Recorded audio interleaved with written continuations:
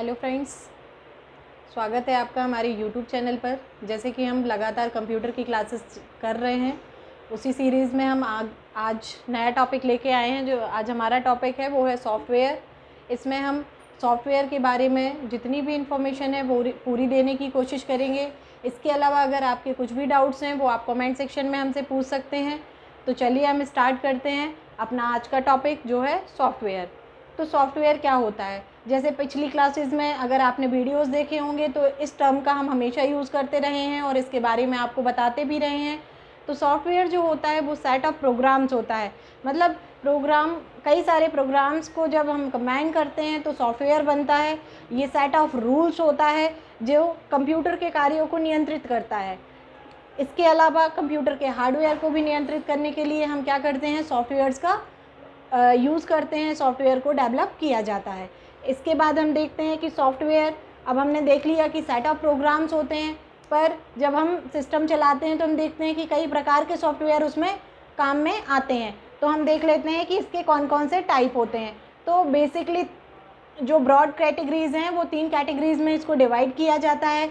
एक तो आपका होता है सिस्टम सॉफ्टवेयर, दूसरा होता है आपका एप्लीकेशन सॉफ्टवेयर और तीसरा होता है आपका यूटिलिटी सॉफ्टवेयर। ठीक है, इस तरह से ब्रॉड कैटेगरीज 3 कैटेगरीज में इसको डिवाइड किया गया है, आपका सिस्टम सॉफ्टवेयर, एप्लीकेशन सॉफ्टवेयर और यूटिलिटी सॉफ्टवेयर।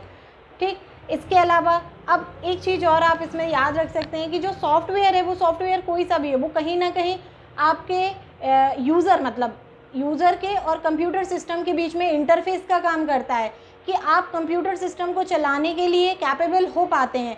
अगर सॉफ्टवेयर्स नहीं होंगे तो कंप्यूटर में आप क्या चलाएंगे? तो आपके बीच में वो इंटरेक्शन का काम करते हैं। तो इस तरह से हम देख सकते हैं कि ये क्या होते हैं। जैसे आपका ये मान लेते हैं अपना क्या है, हार्डवेयर है, तो ये आपका होगा सिस्टम सॉफ्टवेयर। फिर इसके बाद आपका होगा एप्लीकेशन सॉफ्टवेयर और इसके बाद आपका होगा यूटिलिटी सॉफ्टवेयर। ठीक है, या फिर यूज़र आप कह सकते हैं। ठीक, तो सिस्टम सॉफ्टवेयर क्या है, जो हार्डवेयर और एप्लीकेशन सॉफ्टवेयर के बीच में होता है।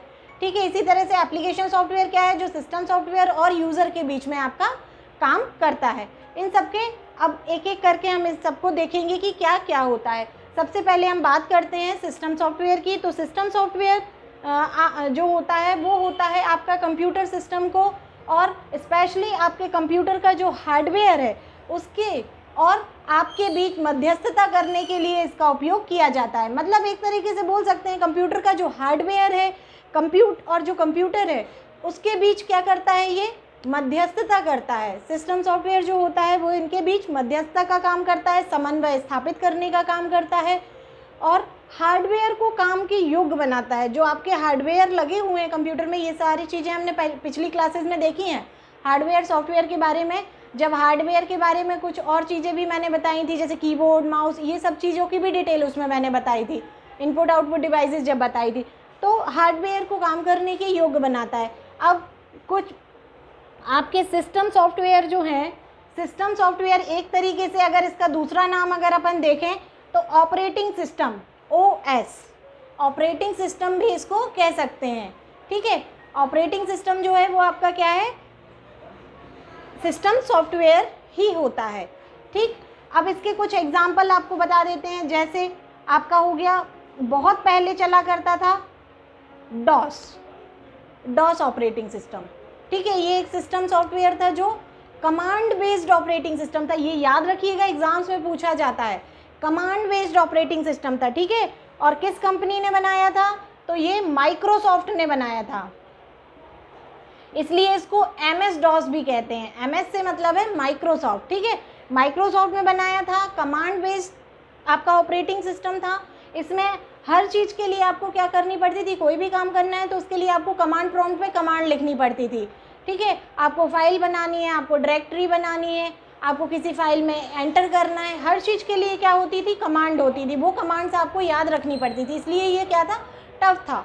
इसके अलावा इसमें क्या था, ये जो था वो 16 बिट ऑपरेटिंग सिस्टम था। यहीं पर इन सब की डिटेल भी मैं बताते जा रही हूँ, ये सब चीज़ वन लाइनर में ऑब्जेक्टिव टाइप में एग्जाम में पूछी जाती हैं, इसलिए आपको बता रही हूँ। ये 16 बिट ऑपरेटिंग सिस्टम था। इसके बाद कुछ और ऑपरेटिंग सिस्टम के नाम मैं आपको बता देती हूँ, जैसे विंडोज़ बहुत ज़्यादा फेमस ऑपरेटिंग सिस्टम है, जो आजकल हर पर्सनल कंप्यूटर में यूज़ किया जाता है। विंडोज़ का ही मोस्टली जगह यूज़ करते हैं। तो विंडोज़ भी जो है वो भी माइक्रोसॉफ्ट में ही बनाया था। डॉस में जहाँ पे कमांड्स याद रखना और ये सब प्रॉब्लम्स थी, इन सबको ओवरकम करने के लिए ही विंडोज़ को लेके आए थे। विंडोज़ के बहुत सारे वर्जन उसने डिफरेंट टाइम पे लॉन्च किए, जैसे विंडोज़ एक्सपी, विंडोज़ 10, विंडोज़ अभी जो चल रहा है 10, विंडोज़ 7 इसके पहले चलता था, विंडोज़ 95 भी होता था, विंडो विस्टा भी होता था। तो इस तरह से विंडोज़, बहुत सारे विंडोज़ ने अपने वर्जन लॉन्च किए थे। तो विंडोज़ में भी आपको याद रखना है कि एक तो माइक्रोसॉफ्ट ने इसको डेवलप किया था, और एक चीज़ और इसमें जहां हमने MS DOS में याद रखा है कि ये 16 बिट ऑपरेटिंग सिस्टम था। तो विंडोज़ जो था वो 16 बिट, 32 बिट और आजकल 64 बिट में भी ऑपरेटिंग सिस्टम अवेलेबल है। इसके अलावा ये जो कमांड बेस्ड था, वही आपका जो विंडोज़ है वो GUI बेस्ड ऑपरेटिंग सिस्टम है। GUI का फुल फॉर्म मैंने कई बार आपको पिछली क्लासेस में बताया है, ग्राफिकल यूज़र इंटरफेस बेस्ड आपका ऑपरेटिंग सिस्टम है। इसके अलावा कुछ और ऑपरेटिंग सिस्टम भी हैं, जैसे यूनिक्स है, लाइनिक्स है, आपका मैक है। मैक जो एप्पल के PCs में चलता है, वो उसका जो ऑपरेटिंग सिस्टम है वो है मैक, मतलब वो एप्पल ने अपना डेवलप किया हुआ है, ठीक है। और कुछ ऑपरेटिंग सिस्टम जैसे एंड्रॉयड में जो चलते हैं वो भी क्या है, ऑपरेटिंग सिस्टम ही है। आप अपने मोबाइल में एंड्रॉयड कहते हैं ना कि एंड्रॉयड फ़ोन, तो वो क्या है, ऑपरेटिंग सिस्टम उसमें जो चलता है वो एंड्रॉयड बेस्ड, ठीक है, टच स्क्रीन के लिए स्पेशली जो बनाए जाते हैं। इसके बाद हम बात करते हैं अपने सिस्टम सॉफ्टवेयर की। अभी तो हमने जनरल टर्म में इसको ऑपरेटिंग सिस्टम हम बोल रहे थे, लेकिन अगर इसको अब और डीप में देखेंगे तो सिस्टम सॉफ्टवेयर को भी दो पार्ट में डिवाइड कर सकते हैं। एक तो आपका होता है ऑपरेटिंग सिस्टम और दूसरा होता है आपका लैंग्वेज ट्रांसलेटर सॉफ्टवेयर। ये दोनों चीज़ें आपको कल बताई। एक तो हो गया आपका क्या, ऑपरेटिंग सिस्टम, और दूसरा आपका हो गया लैंग्वेज ट्रांसलेटर।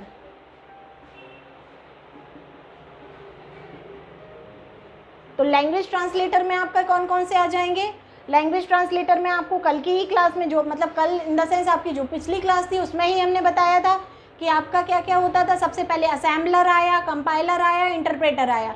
तो वो तीनों के बारे में पूरी डिटेल हमने बताई थी। अगर आपने नहीं देखा है तो आप लास्ट वाली वीडियोस को देखिए, तो उससे आपको उसके बारे में सारी इन्फॉर्मेशन जो भी है वो आपको मिल जाएगी, ठीक है। तो सिस्टम सॉफ्टवेयर को दो भागों में बांट सकते हैं। एक तो ऑपरेटिंग सिस्टम होता है, दूसरा आपका होता है लैंग्वेज ट्रांसलेटर्स, ठीक है, जो क्या काम, जो काय के बीच में होते हैं, आपके हार्डवेयर और एप्लीकेशन सॉफ्टवेयर के बीच में होते हैं, और आपके हार्डवेयर को काम करने की योग्य बनाते हैं और यूज़र के लिए एक सिंपल वे प्रोवाइड करते हैं जिससे वो कंप्यूटर से इंटरेक्ट हो सकता है। अब है आपका नेक्स्ट जो है वो है कुछ चीज़ें और देख लेते हैं। जैसे कंप्यूटर ऑन करने पर सॉफ्टवेयर को सेकेंडरी स्टोरेज से प्राइमरी स्टोरेज में जब लाते हैं तो उसके लिए भी ये जो सिस्टम सॉफ्टवेयर है वो ही यूज़ में आता है, ठीक है। इसके अलावा एक और है जो आपका सिस्टम सॉफ्टवेयर है, जो वो आपका मेमोरी और फाइल मैनेजमेंट का भी काम करता है, ठीक। मेमोरी मैनेजमेंट, फाइल मैनेजमेंट और डेटा ट्रांसफ़र का भी ये काम करता है, ठीक। ये कुछ चीज़ें हैं जो सिस्टम सॉफ्टवेयर में आप याद रख सकते हैं। स्पेशली इसके एग्जांपल्स ज़रूर याद रखिएगा, ये आपको पूछे जाते हैं, ठीक है। और किसके बीच में ये होता है ये भी पूछ सकते हैं, क्या इसका काम होता है ये भी हो सकता है। तो आप इस जो भी अभी आपको फैक्ट्स बताए हैं ये फैक्ट आप याद रखिएगा। इसके बाद हम बात करते हैं ऑपरेटिंग सिस्टम की, ठीक है। ऑपरेटिंग सिस्टम में अभी हमने इसके एग्जांपल्स देख लिए थे कि कौन कौन से ऑपरेटिंग सिस्टम है। इसके बाद हम देखेंगे कि ऑपरेटिंग सिस्टम के प्रकार कौन कौन से हैं, टाइप्स ऑफ ऑपरेटिंग सिस्टम। कई सारे टाइप के ऑपरेटिंग सिस्टम हैं जो सिस्टम में यूज़ किए जाते हैं, और बिना ऑपरेटिंग सिस्टम के आप सिस्टम को यूज़ नहीं कर सकते। मतलब यूज़र जो है, अगर उसमें मान लो आज की कंडीशन में देखें तो ज़्यादातर PCs में आपका विंडोज़ होता है। मान लो विंडोज़ डला ही नहीं है, आप सिस्टम ऑन करेंगे आपको सिस्टम में कुछ नहीं दिखेगा, एक ब्लैक स्क्रीन दिखेगी। उसके आगे आप उसको कैसे चलाएंगे, आप उसको इंटरेक्ट कैसे करेंगे, तो आप नहीं कर पाएंगे। इसीलिए क्या है, ऑपरेटिंग सिस्टम नेसेसरी होता है, ठीक है। अब हम इसके टाइप्स की बात कर लेते हैं। ठीक है, अब हम देखते हैं टाइप्स ऑफ ऑपरेटिंग सिस्टम। तो टाइप्स ऑफ ऑपरेटिंग सिस्टम में कई सारे टाइप के ऑपरेटिंग सिस्टम होते हैं जो डिफरेंट वर्क के लिए यूज़ में आते हैं। मतलब जो ऑपरेटिंग सिस्टम है वो पर्टिकुलर वर्क के हिसाब से डेवलप किए जाते हैं। जैसे बैच ऑपरेटिंग सिस्टम, पहला है आपका बैच ऑपरेटिंग सिस्टम। तो बैच ऑपरेटिंग सिस्टम में क्या होता है, कोई भी टास्क है उसको छोटे छोटे बैचेस में डिवाइड कर दिया जाता है। किसी कार्य को छोटे छोटे बैचेस में डिवाइड कर देते हैं और उसको उसके बाद प्रोसेस कराते हैं। तो इसका यूज़ बेसिकली कहाँ पर होता है, जैसे पेरोल निकालने में, ब्लूप्रिंट आपको बनाना है तो उसके लिए, या स्टैटिस्टिकल एनालिसिस करना है, मतलब सांख्यिकी कोई एनालिसिस करना है आपको, तो उसके लिए हम किसका यूज़ करते हैं, बैच ऑपरेटिंग सिस्टम का यूज़ किया जाता है। नेक्स्ट है आपका मल्टी प्रोग्रामिंग। जैसे नाम से ही आपको पता चल रहा है कि इसमें क्या होते हैं, मल्टीपल प्रोग्राम्स। ठीक है, एक साथ कई सारी प्रोसेस चल सकती है, मल्टी प्रोग्रामिंग एक साथ होती है। जैसे आजकल आप देखेंगे मोस्टली सिस्टम इसी टाइप के होते हैं। आजकल जो मोस्टली सिस्टम है वो किस पर्सनल कंप्यूटर जो हैं वो क्या है, मल्टी प्रोग्रामिंग टाइप के होते हैं। जैसे हम एक एग्जांपल ले सकते हैं इसमें कि आपने प्रिंटर में कोई प्रिंट दिया, तो प्रिंटर में जैसे प्रिंट के लिए चला गया आपका जो भी डॉक्यूमेंट आपने प्रिंट दिया है, तब उस टाइम आप उसके अलावा अपना कोई और काम भी सिस्टम में कर सकते हैं। तो मल्टी प्रोग्रामिंग मतलब मल्टी प्रोसेसर जो है मल्टीपल प्रोसेस एक साथ कर रहा है। ठीक है, इसके अलावा होता है मल्टीटास्किंग। तो ये लगभग एक रिलेटेबल है कि इसमें कई सारे काम एक साथ किए जा सकते हैं। ठीक है, इसके बाद है आपका टाइम शेयरिंग ऑपरेटिंग सिस्टम। तो टाइम शेयरिंग ऑपरेटिंग सिस्टम में क्या होता है, इसमें हर उपयोगकर्ता मतलब हर यूज़र के लिए टाइम एक टाइम डिसाइड हो जाता है, टाइम शेयरिंग है क्योंकि। ठीक है, तो इसमें कई सारे उपयोगकर्ता एक साथ काम करते हैं जिनको क्या बोलते हैं, टर्मिनल बोलते हैं। और हर टर्मिनल का क्या हो जाता है, टाइम डिसाइड हो जाता है, जिसको क्या बोलते हैं, टाइम स्लाइस बोलते हैं। कि मान लो आपको 20 सेकेंड, किसी को 30 सेकेंड, तो इस तरह से इसमें क्या हो जाता है, टाइम डिसाइड हो जाता है कि पर्टिकुलर यूज़र कितने मिनट प्रोसेस करेगा या सेकेंड्स प्रोसेस करेगा। इसके अलावा आपका होता है एक embedded operating system. Embedded operating system आजकल बहुत ज़्यादा यूज़ में लाया जाता है। जैसे कोई मशीन है, उसमें एक छोटा सा आपको कंप्यूटर फिट करना है, मतलब एक छोटा सा प्रोसेसर फिट करना है, तो उसमें जिस टाइप के ऑपरेटिंग सिस्टम यूज़ में आते हैं, जैसे मान लो वॉशिंग मशीन है, तो वॉशिंग मशीन में ऑटोमेटिक टाइमर होता है, तो उसमें भी आपका क्या एम्बेडेड टाइप का ऑपरेटिंग सिस्टम ही काम में आता है। इसी तरह से आपका माइक्रोवेव है, आपके डिजिटल वॉच है, ये सब चीज़ों में क्या होता है, एम्बेडेड ऑपरेटिंग सिस्टम ही काम में आता है। इसके बाद है आपका real time system. Real time system, इसमें बेसिकली रिजल्ट पे ध्यान दिया जाता है। जैसे आप एक किसी टास्क का जो भी आउटपुट आएगा वो नेक्स्ट वाले के लिए क्या हो जाएगा, इनपुट हो जाएगा। ठीक है, इसमें इस तरह से अपन इसको समझ सकते हैं। जैसे मान लीजिए उपग्रह भेजा जाता है, तो उपग्रह में आप लोगों ने अभी, क्योंकि इसका बहुत ज़्यादा चल रहा था, टीवी पे बहुत दिखाया जाता था कि चंद्रयान जा रहा है, उसमें ये सब है, तो आपने देखा होगा कि कितने सारे सिस्टम्स उसमें कनेक्ट होते हैं और रियल टाइम में चलते हैं। Real time in the sense कि जिस टाइम पे जो वर्क हो रहा है एग्जैक्टली वो उतने टाइम में हो जाना चाहिए। कि अगर उसमें था कि 10:10 पे उसको कक्षा में स्थापित होना है, तो 10:10 पे कक्षा में स्थापित हो जाना चाहिए, तो वो है रियल टाइम में काम करता है। ठीक है, तो सैटेलाइट्स में, डिफेंस में इसका यूज़ किया जाता है। इसके अलावा है आपका मल्टी प्रोसेसिंग। तो मल्टी प्रोसेसिंग में क्या होता है, मल्टी प्रोसेसिंग में जो है एक साथ कई सारे प्रोसेसर्स को कनेक्ट कर दिया जाता है।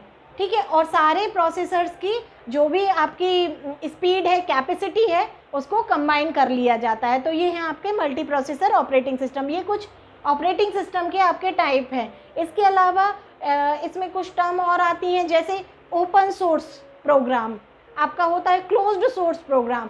तो ओपन सोर्स से क्या मतलब है, ओपन सोर्स से मतलब है कि ऐसे सॉफ्टवेयर्स जो आपको फ्रीली अवेलेबल होते हैं, इंटरनेट पे आजकल जो अवेलेबल होते हैं फ्रीली अवेलेबल है, उसका कोई कॉस्ट आपको नहीं देना है और उसके बदले में आपको उसका सोर्स कोड मिल जाता है, तो वो होते हैं आपके ओपन सोर्स ऑपरेटिंग सिस्टम। और क्लोज सोर्स क्या होते हैं, जिनके आप एक्सेस उसको पे करने के बाद ही कर सकते हैं और उसका जो सोर्स कोड है वो आपको अवेलेबल नहीं होता है, आप उसमें चेंजेस नहीं कर सकते, तो वो होता है आपका क्लोज सोर्स ऑपरेटिंग सिस्टम। इसके बाद हम बात करेंगे, ये हो गई हमारी किसकी बात, सिस्टम सॉफ्टवेयर की, तो सिस्टम सॉफ्टवेयर में हमें दो चीज़ देखनी थी, एक तो ऑपरेटिंग सिस्टम और एक आपका था लैंग्वेज ट्रांसलेटर। तो लैंग्वेज ट्रांसलेटर लास्ट वाले वीडियो में मैंने आपको बहुत अच्छे से बताए थे, कंपाइलर, इंटरप्रेटर, असेंबलर, तो आप वहाँ से इसको देख सकते हैं।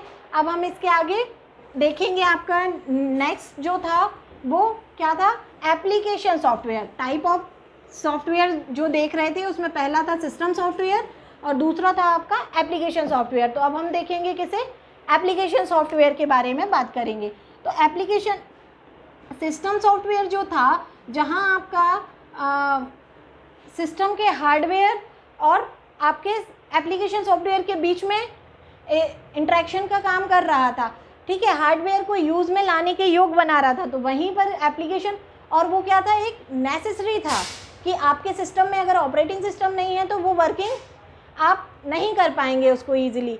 लेकिन इसके साथ क्या है, आपका जो एप्लीकेशन सॉफ्टवेयर है वो विशेष कार्य के लिए बनाया जाता है, मतलब पर्टिकुलर पर्पस के लिए एप्लीकेशन सॉफ्टवेयर बनाया जाता है। जैसे हम देख सकते हैं, आपका एग्जाम्पल से इसको समझ सकते हैं। जैसे मान लीजिए अगर आपको वीडियोस देखना है तो वीडियो प्लेयर आपके सिस्टम एक सॉफ्टवेयर बनाया गया है, तो वो क्या है, एक एप्लीकेशन सॉफ्टवेयर है वो, क्योंकि पर्टिकुलर किसी काम के लिए बनाया गया है। जैसे मान लीजिए आपको इंटरनेट चलाना है तो आपके लिए ब्राउज़र बनाया गया है, जैसे गूगल क्रोम, फायरफॉक्स, ये सब जो हैं आपके ब्राउज़र्स बनाए गए हैं। तो ये सब क्या है, एप्लीकेशन सॉफ्टवेयर है। जैसे आपका हो गया MS ऑफिस, MS ऑफिस भी आपका क्या है, एक एप्लीकेशन सॉफ्टवेयर है, जो सिस्टम पैकेज भी उसको कहते हैं, क्योंकि उसके अंतर्गत कई सारी चीज़ें आपको शामिल मिलती हैं, ठीक है। और जो भी एप्लीकेशन सॉफ्टवेयर बनाया जाता है, एक बात और ध्यान रखिएगा, वो ऑपरेटिंग सिस्टम को ध्यान में रख के बनाया जाता है। जैसे कुछ ऑपरेटिंग सिस्टम में है आपका कोई सा सॉफ्टवेयर नहीं चलता, जैसे आप बहुत बेसिक एग्जांपल इसका आप देख सकते हैं कि मोबाइल में कुछ फाइलें नहीं खुलती हैं क्योंकि वो एंड्रॉयड ऑपरेटिंग सिस्टम में सपोर्ट नहीं करती हैं, ठीक है। इसी तरह से कुछ, जैसे एंड्रॉयड के लिए क्या बने, आपके ऐप्स बने, मतलब छोटे छोटे एप्लीकेशन सॉफ्टवेयर बने। इसी तरह से अगर विंडोज़ की बात करें या मैक की बात करें या अदर ऑपरेटिंग सिस्टम की बात करें, तो उसके हिसाब से एप्लीकेशन सॉफ्टवेयर डेवलप किए जाते हैं, ठीक है। और अब इसके भी टाइप होते हैं, ये भी दो टाइप का होता है। एक तो आपका कस्टमाइज्ड ऑपरेटिंग सिस्टम होते हैं,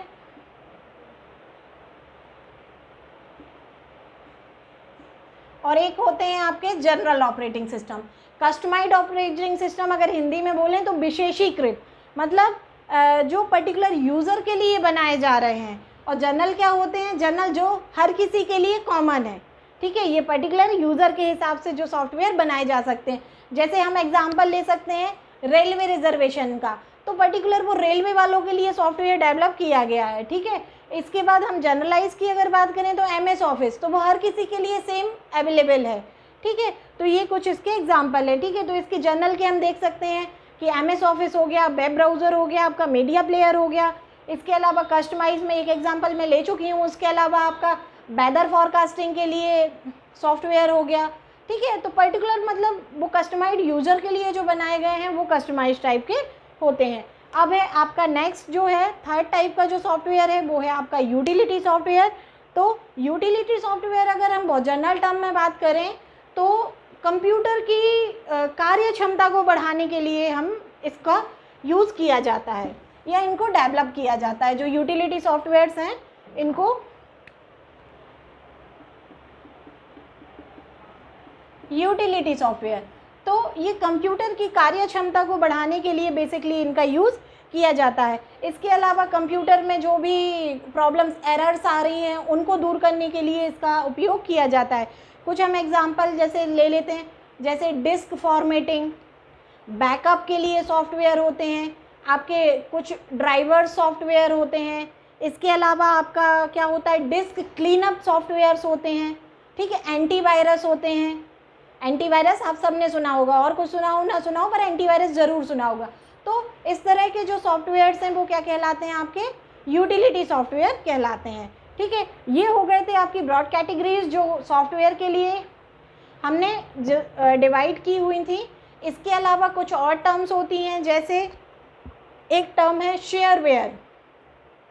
शेयरवेयर, जैसे शेयरवेयर सॉफ्टवेयर्स क्या होते हैं, वो सॉफ्टवेयर्स होते हैं जो बिना शुल्क चुकाए, मतलब पेड नहीं होते, फ्री होते हैं, कुछ समय के लिए अपन उपयोग कर सकते हैं। जैसे ट्रायल बेस्ड सॉफ्टवेयर होते हैं, आप लोगों ने अगर देखा होगा कुछ भी चीज़ के लिए, मान लीजिए आपको JPEG से PDF बनाना है तो उसके लिए कुछ सॉफ्टवेयर डाउनलोड करो तो वो ट्रायल होते हैं कि 30 डेज़ का ट्रायल है।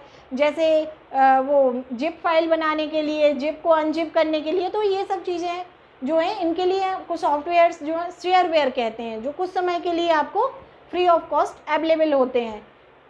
इसके अलावा होते हैं आपके डेमो सॉफ्टवेयर होते हैं। तो डेमो सॉफ्टवेयर क्या होते हैं, जब कोई कंपनी नया सॉफ्टवेयर अपना बनाती है तो उसके पहले उसका एक डेमो जारी कर देती है कि इस तरह से वो होगा सॉफ्टवेयर, तो वो डेमो देने के लिए पहले उसके रिप्रेजेंटेशन के लिए होता है। ठीक है, ये कुछ टर्म है। जैसे इसके अलावा है आपका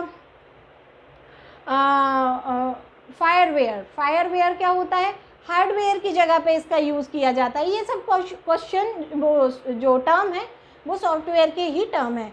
फिर है इसके अलावा इसमें एक टर्म और मैंने बोला था यूज़र इंटरफेस, कि यूज़र इंटरफेस का काम करता है, या जैसे ग्राफिकल यूज़र इंटरफेस की बात कर रहे थे हम, GUI की बात कर रहे थे, तो क्या है अगर हम इसका हिंदी में भी जनरल टर्म में समझें तो क्या होता है, यूज़र और कंप्यूटर के बीच में इंटरेक्शन के लिए जिसको बनाया जाता है, जिसके माध्यम से यूज़र जो निर्देश दे रहा है और कंप्यूटर उनको सही समझ पाए, उसके लिए जो यूज़ किए जाते हैं वो क्या हो जाता है, आपका यूज़र इंटरफेस हो जाता है।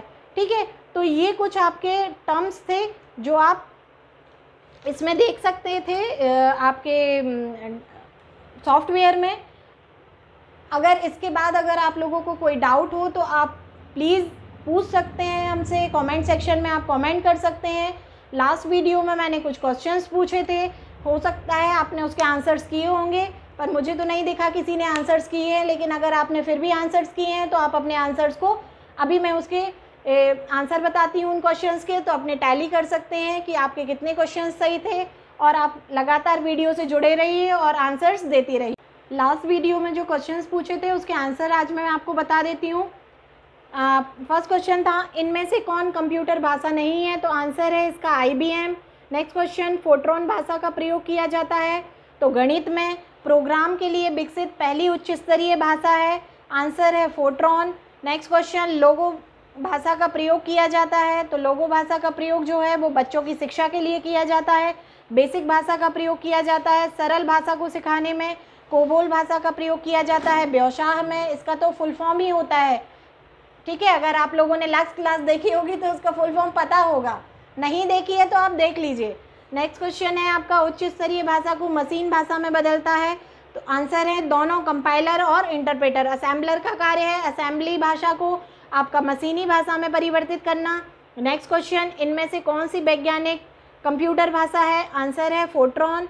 नेक्स्ट क्वेश्चन, भाषा जिसे कंप्यूटर समझता है और निष्पादित करता है कहलाती है मशीन भाषा। Next question, Fortran, ALGOL, pascal आदि भाषाओं को सिखाने के लिए नींव का पत्थर कहा जाता है, आंसर है बेसिक।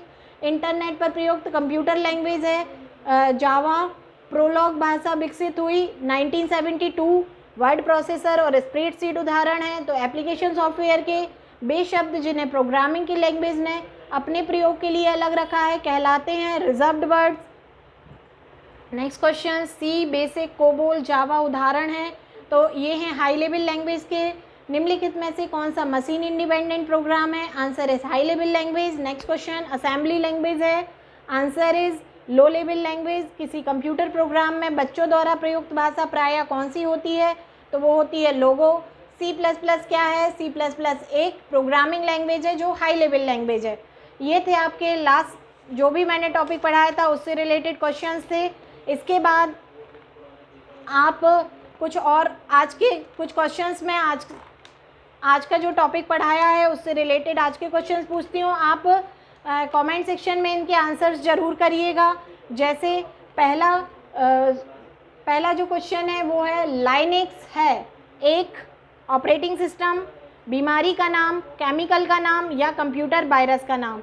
नेक्स्ट क्वेश्चन, CAD से तात्पर्य है, CAD का फुल फॉर्म आपको इसमें बताना है। ये मैंने एक दिन सारे आपको बताए थे। Computer algorithm for design, computer aided design, computer application in design या उपरोक्त में से कोई नहीं। नेक्स्ट क्वेश्चन, माइक्रोसॉफ्ट ऑफिस है, application software, shareware, open source software, public domain software या vertical market application. Next question, कौन सा सॉफ्टवेयर शब्द संसाधन में प्रयुक्त किया जाता है? ऑप्शन है page maker, word star, MS word या उपरोक्त सभी। Next question, public domain software है पब्लिक द्वारा बनाया गया सॉफ्टवेयर, इंटरनेट पर मुफ्त में उपलब्ध सॉफ्टवेयर, सरकारी सॉफ्टवेयर या Microsoft software. Next question, computer आंकड़ों में अशुद्धि को कहा जाता है। तो कंप्यूटर आंकड़ों में अशुद्धि को आप कुछ टर्म्स हैं मैं बताती हूँ ऑप्शंस में, चिप, बाइट, बग या बिट। नेक्स्ट क्वेश्चन, असेंबलर का कार्य है बेसिक भाषा को आपका मशीन भाषा में कन्वर्ट करना, हाई लेवल लैंग्वेज को मशीन लेवल लैंग्वेज में, असेंबली लैंग्वेज को मशीन लेवल लैंग्वेज में या असेंबली लैंग्वेज को हाई लेवल लैंग्वेज में। नेक्स्ट क्वेश्चन है एक कंप्यूटर प्रोग्राम जिससे कंप्यूटर का प्रयोग करना आसान हो जाता है। Option operating system, application program, network, utility software. Next question, software bug को ठीक करने के लिए प्रयुक्त प्रोग्राम कहलाता है पैच, यूटिलिटी, रेक्टिफिकेशन या इनमें से कोई नहीं। नेक्स्ट क्वेश्चन, बैकअप कहलाता है डेटा को पीछे रखना, मूल स्रोत से अलग डेटा को कॉपी कर सुरक्षित करना, प्रोग्राम को सेव करना या इनमें से कोई नहीं। अनुदेशों का समूह, जो अनुदेश इंस्ट्रक्शंस का समूह जो कंप्यूटर को क्या करना है यह बतलाता है कहलाता है कंपाइलर, डीबगर, प्रोग्राम या इंटरप्रेटर। नेक्स्ट क्वेश्चन, उपयोगकर्ता यह कैसे निर्धारित कर सकता है कि कंप्यूटर पर कौन सा प्रोग्राम उपलब्ध है? आपके ऑप्शंस है हार्ड डिस्क की प्रॉपर्टी देखकर, बूटिंग के दौरान प्रोग्राम की सूची देखकर, नेक्स्ट डिस्क की फाइलें देखकर या इनमें से कोई नहीं। नेक्स्ट क्वेश्चन है कंप्यूटर के सभी भाग ठीक कर कार्य कर रहे हैं तथा सिस्टम में लगे हुए हैं, यह सुनिश्चित किया जाता है बूटिंग के दौरान, प्रोसेसिंग के दौरान, डेस्कटॉप या एडिटिंग के दौरान। नेक्स्ट क्वेश्चन है दो या अधिक प्रोग्राम के एक साथ प्रोसेसिंग की प्रक्रिया कहलाती है multi programming, multitasking, multi processing या time sharing. Next question, MS Word उदाहरण है ऑपरेटिंग सिस्टम का, प्रोसेसिंग सॉफ्टवेयर का, एप्लीकेशन सॉफ्टवेयर का या हार्डवेयर का। नेक्स्ट क्वेश्चन, ग्रुपवेयर होता है हार्डवेयर, नेटवर्क, सॉफ्टवेयर या फर्मवेयर। भारत की सबसे बड़ी software company Infosys, TCS, Wipro या HCL टेक।